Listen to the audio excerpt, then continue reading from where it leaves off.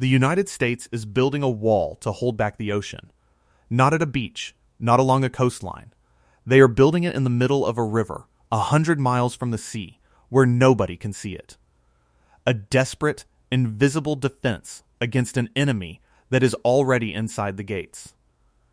The Mississippi River, the artery of the American continent, is failing. And as it fails, the Gulf of Mexico is flowing upstream, moving north, invading the country's most critical waterway.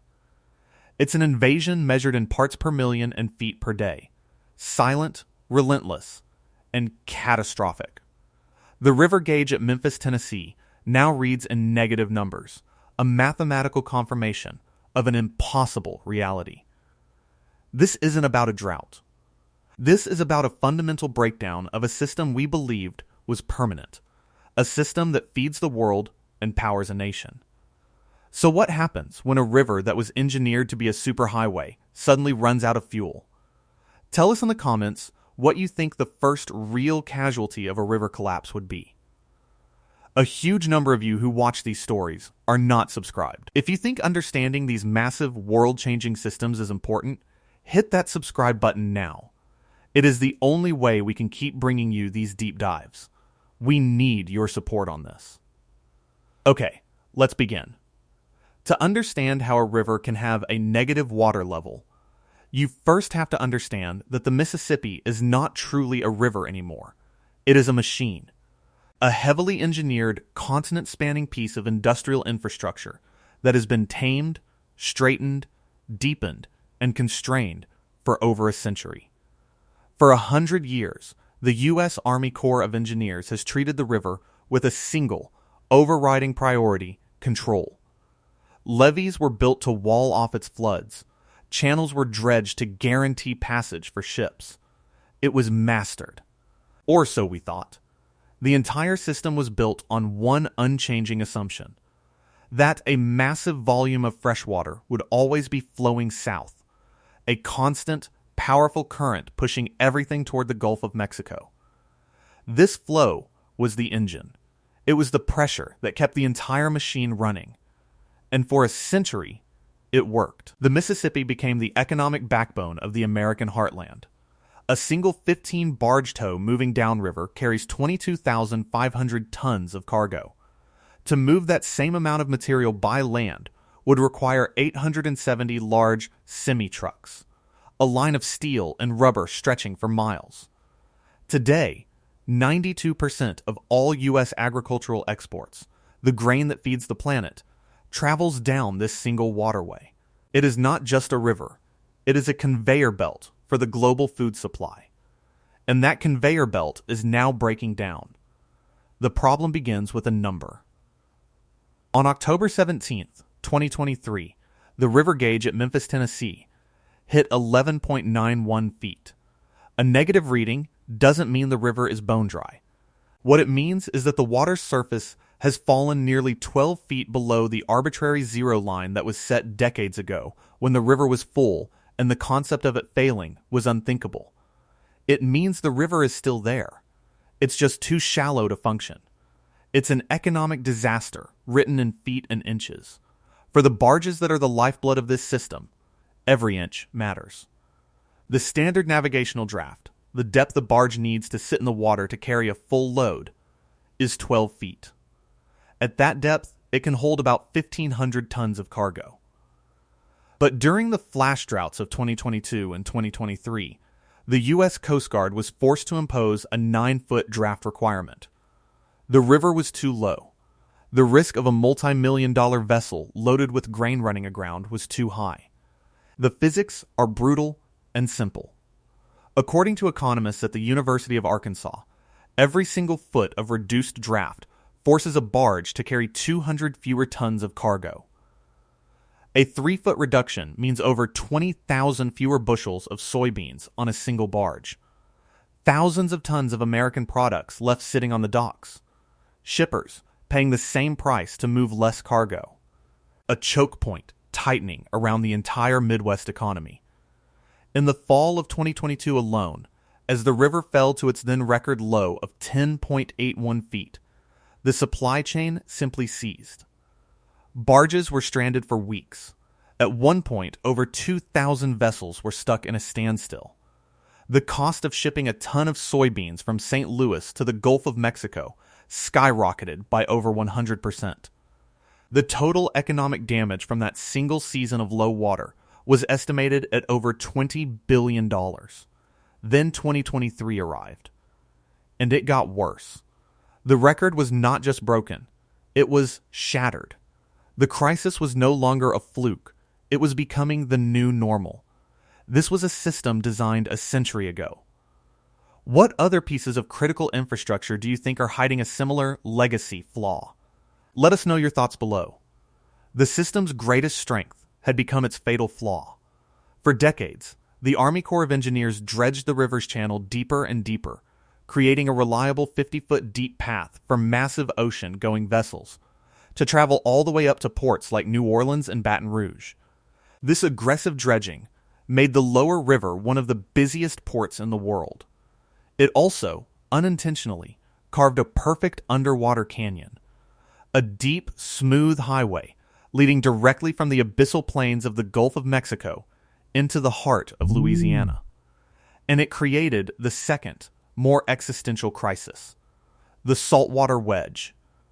The physics are as simple as they are terrifying. From Natchez, Mississippi, all the way south to the Gulf, the very bottom of the Mississippi River is technically below sea level. Saltwater from the ocean is denser, heavier than the freshwater flowing down the river. When the river's flow rate is strong, above 300,000 cubic feet per second, this difference doesn't matter. The sheer force of the freshwater acts like a hydraulic barrier, holding the ocean at bay and pushing that dense saltwater far out into the Gulf. But when a drought starves the river, when the flow drops below that critical threshold, the battle is lost. The dense, cold saltwater begins to creep inland. But it doesn't mix. It slides along the riverbed, a distinct wedge of pure ocean moving upstream, underneath the fresh water that continues to flow south on the surface. You can stand on the riverbank in Plaquemines Parish, Louisiana, and see the river flowing towards the Gulf. What you cannot see is the ocean, 50 feet below, flowing in the opposite direction, right under your feet. A silent, invisible invasion. This phenomenon had happened before. In 1988, 1999, and 2012, severe droughts had caused the saltwater wedge to push inland, threatening communities. But what happened in 2023 was on a different scale entirely. With river flows plummeting to historic lows, the wedge began moving north at a rate of miles per day. It was no longer just a shipping problem. It was about to become a drinking water catastrophe for nearly 1 million people. Local municipal water intakes are just pipes that suck water directly from the river. They were built to process fresh water. They have absolutely no equipment to remove salt. The EPA's threshold for chloride in drinking water is 250 parts per million. The water crawling up the riverbed was ocean water, with chloride levels in the tens of thousands. When that wedge passes a town's water intake, the water that comes out of the taps becomes unusable. It's not just unpleasantly salty, it's corrosive. It leaches lead from old pipes. It destroys hot water heaters and appliances, and it is unsafe to drink. If you know someone who works in agriculture, logistics, or just lives in the American heartland, share this video with them. And if you're getting value from this, a like goes a long way in helping us tackle these huge topics. The Army Corps of Engineers, specifically the New Orleans District under the command of Colonel Cullen Jones, faced an impossible deadline. Projections showed that if nothing was done, the saltwater wedge would reach the water intakes for the city of New Orleans itself. A major American city was about to lose its drinking water. Colonel Jones was blunt. Based off the current forecast, and if no action is taken, you potentially could see the saltwater wedge all the way up to the French Quarter.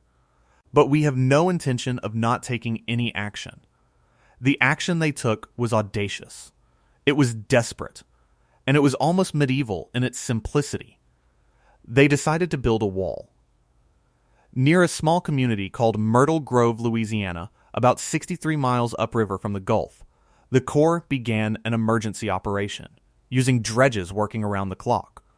They started pulling up sediment from the bottom of the river and piling it into a massive underwater ridge, stretching from one bank to the other. An underwater dam. They called it a sill. This wasn't a delicate piece of modern engineering. This was brute force. A man-made sandbar, 1,500 feet across, raised to a height of 30 feet below the water's surface. A mountain range built on the river floor in a matter of weeks. The goal was simple, to create a physical barrier high enough to block the dense saltwater wedge crawling along the bottom, while still being low enough for the freshwater to flow over the top. It was, as Colonel Jones described it, a speed bump for the ocean. But even this desperate measure came with a massive compromise. The Port of New Orleans is a global shipping hub. Ocean-going cargo ships drafting 50 feet of water still needed to get past Myrtle Grove to reach their docks. A solid 30-foot deep wall would stop them cold. So the Corps had to build a doorway into their fortress. They deliberately cut a 625-foot wide notch in the top of the sill, a gap deep enough for the ships to pass through. It was a calculated risk, an open door that would allow essential commerce to continue. But it was also an open door that would allow some of the enemy, the saltwater, to leak through, over, and around the barrier. The sill wasn't designed to stop the invasion completely. It was designed to slow it down. To buy time. Time, as Colonel Jones grimly noted, for the one thing the Army Corps of Engineers cannot create. The sill does not make rain. The Corps was in a war against physics, and the only thing that could truly save them was a change in the weather 1,000 miles away, in the plains of the Midwest. Every day without rain in Ohio, Illinois, and Missouri was another day the river weakened, and another day the ocean pushed harder against their underwater wall. For the people living in Plaquemines Parish, the long, thin peninsula of land that makes up the final 70 miles of the river, time had already run out. The sill at Myrtle Grove was built to protect New Orleans and the communities north of it, but for towns like Boothville, Port Sulphur, and Point La Hache, they were on the wrong side of the wall. Geographically located below the sill, their water systems were left completely exposed, the first to be sacrificed. The parish president, W. Keith Hinckley, found himself on the front line of a public health crisis. The water coming from the taps in his constituents' homes was no longer fresh. Salinity levels skyrocketed past the EPA's safety limits. Residents were warned not to drink it, not to cook with it. Panic began to set in when officials issued a strange and terrifying clarification. This was not a normal boil water advisory. Boiling the water would not make it safe. In fact, it would make it worse. As the fresh water evaporated as steam, the salt would remain, concentrating the salinity and making the water even more corrosive and dangerous. The situation became a logistical nightmare.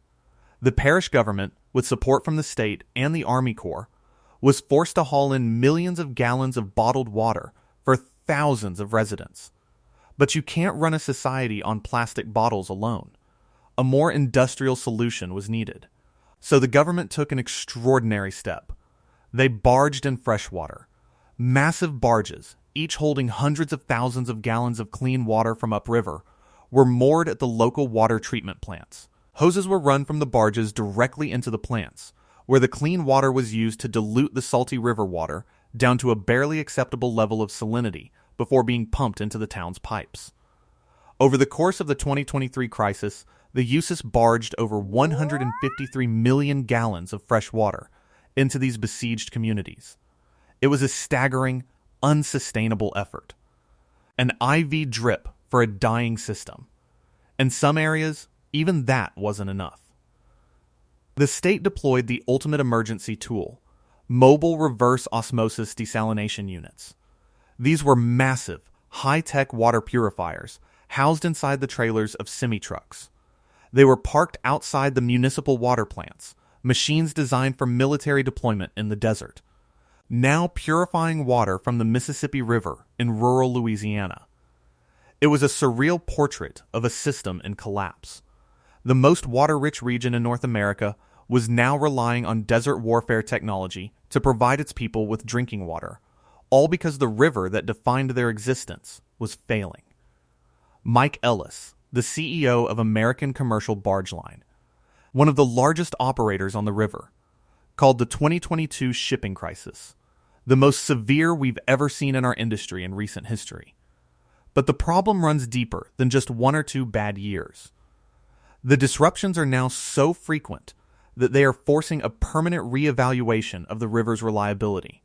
Agricultural economists at the University of Illinois have published research showing the cascading effects.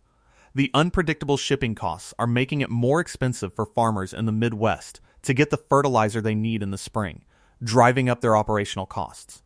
And by the way, if you've made it this far, you are clearly as obsessed with how the world actually works as we are. You should probably be subscribed. It's just a click, but it's a huge signal to us to keep digging.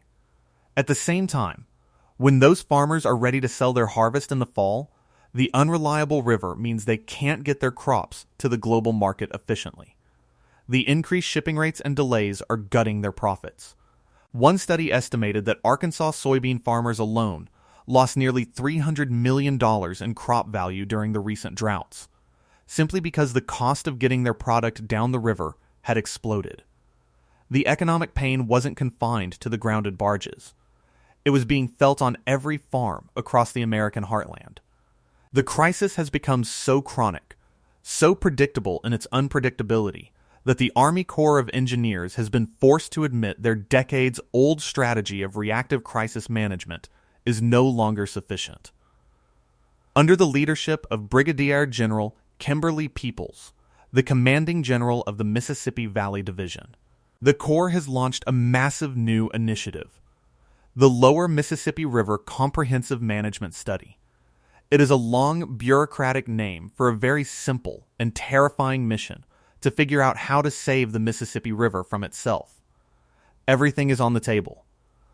The study is a formal admission that the engineering of the past may not be enough for the climate of the future. They are re-examining the entire system, from the headwaters in Minnesota to the mouth of the Gulf. They are modeling scenarios that were once considered unthinkable. What happens if these flash droughts become a permanent, yearly feature? What new structures, what new operating rules, what fundamental changes are needed to manage a waterway that no longer behaves the way it was supposed to? The temporary sill at Myrtle Grove was a marvel of emergency engineering.